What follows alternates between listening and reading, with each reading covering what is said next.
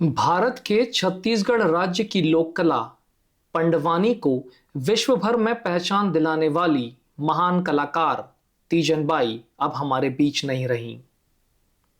उनका जीवन संघर्ष, साहस और कला के प्रति समर्पण का अद्भुत उदाहरण है। 24 अप्रैल 1956 गनियारी गांव, दुर्ग, छत्तीसगढ़ में तीजन का जन्म हुआ। 5 भाई बहनों में सबसे बड़ी तीजन बचपन में अपने नाना ब्रजलाल से महाभारत की कथाएं सुनती थी। इन्हीं कथाओं ने उनके मन में पंडवानी के प्रति गहरा प्रेम जगाया। पंडवानी छत्तीसगढ़ की एक पारंपरिक लोक कला जिसमें महाभारत की कथाएं गायन, अभिनय और संवाद के माध्यम से सुनाई जाती हैं।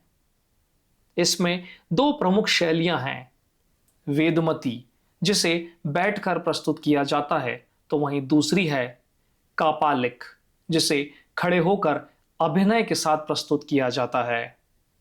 तीजन बाई पहली महिला थीं जिन्होंने पुरुषों की माने जाने वाली कापालिक शैली में पंडवानी प्रस्तुत की। लगभग 12 वर्ष की छोटी सी उम्र में उनका विवाह कर दिया गया। उस समय महिलाओं का सार्वजनिक मंच पर पंडवानी गाना समाज को स्वीकार नहीं था।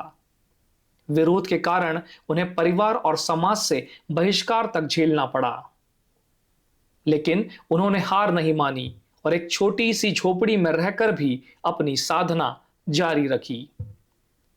13 वर्ष की आयु में उन्होंने पहली सार्वजनिक प्रस्तुति दी।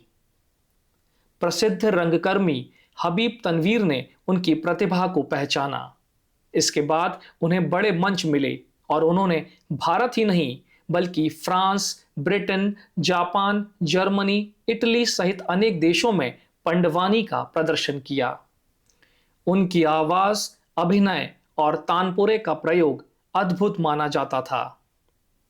वे तानपुरे को कभी भीम की गदा, कभी अर्जुन का रथ, तो कभी द्रौपदी के केश का प्रतीक बनाकर महाभारत के पात्रों को जीवंत कर देती थी। तो फिर हो जाए, अरे हो जाए काका, ये कहकर कुंती बड़ा खुशी के साथ अरे धर्मदेव पुकार के धर्मराज युधिष्ठिर पुत्र मांगे, पवन देव ला याद करके भीमसेन बेटा मांगा थवे काका, इंद्र ले याद कर अर्जुना मांगे।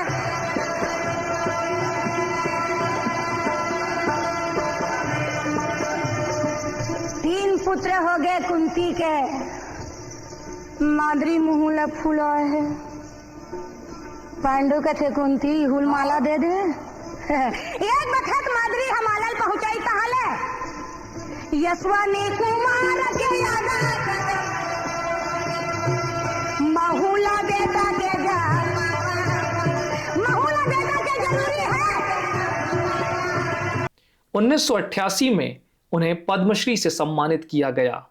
1995 में उन्हें संगीत नाटक अकादमी पुरस्कार, 2003 में पद्म भूषण, तो वहीं 2019 में उन्हें भारत का दूसरा सर्वोच्च नागरिक सम्मान पद्म विभूषण मिला।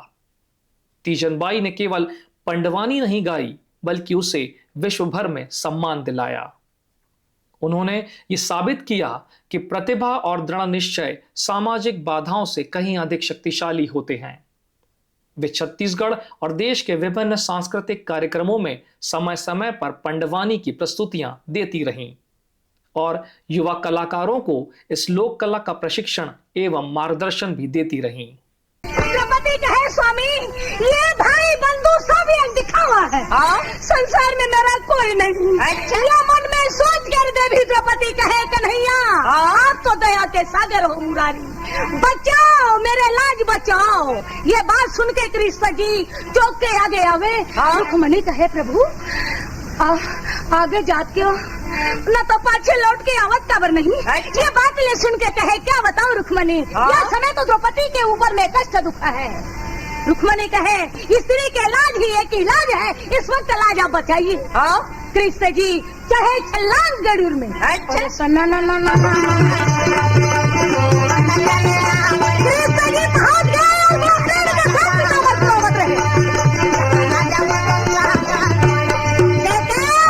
दोनों हाथ में पकड़ा दुशासन साड़ी, अरे जल्दी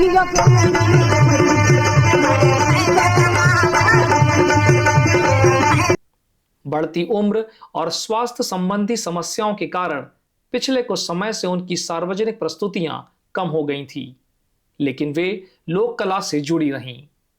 इसी वर्ष उनकी तबीयत अधिक खराब हो गई। उन्हें 27 मई 2026 को रायपुर के एम्स अस्पताल में भर्ती कराया गया था, जहां उनका लंबे समय तक इलाज चला। 5 जुलाई 2026 की सुबह रायपुर एम्स में 70 वर्ष की आयु में उन्होंने अंतिम सांस ली।